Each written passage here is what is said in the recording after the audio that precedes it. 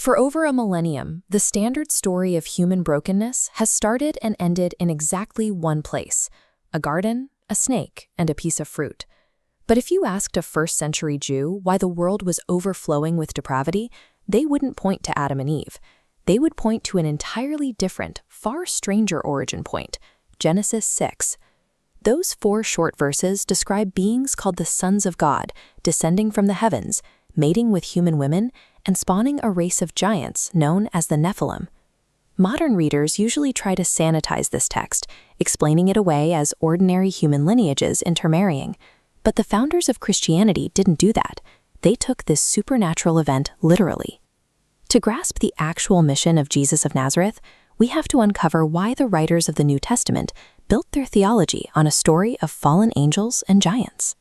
To understand the details of this ancient rebellion, New Testament writers like Peter and Jude relied on a forgotten, non-canonical text called the First Book of Enoch.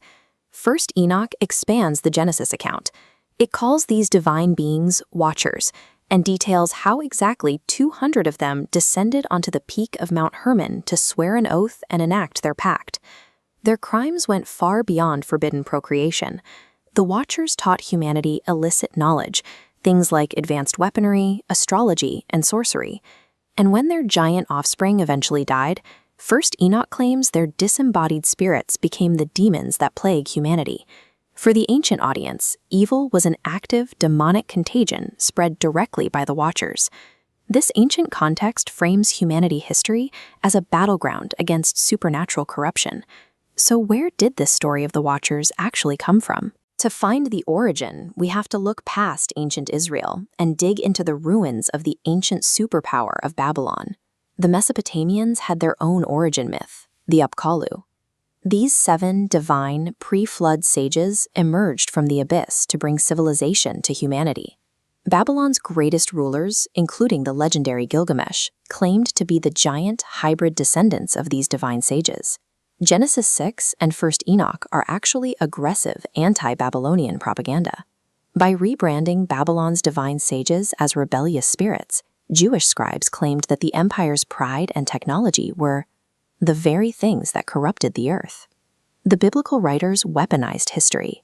They took Babylon's glorious divine heroes and rebranded them as the demonic Watchers, asserting that the superpower's cultural foundations were built on transgression. Fast forward to the 1st century. The New Testament writers believed the Messiah's arrival was a targeted military strike designed to reverse the damage caused by those Watchers. The countdown to this counteroffensive was literally written in the stars.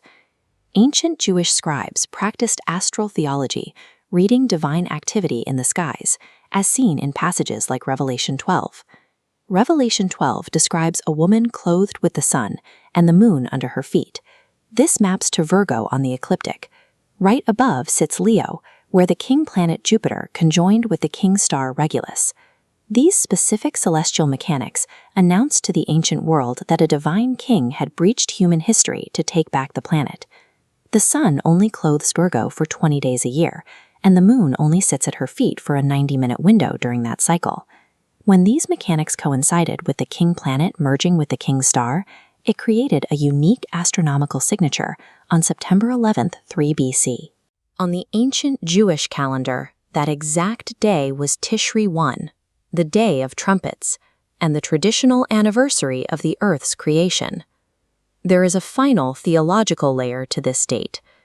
Based on the chronology of the flood, ancient scribes calculated that Tishri 1 was also the exact birthday of Noah.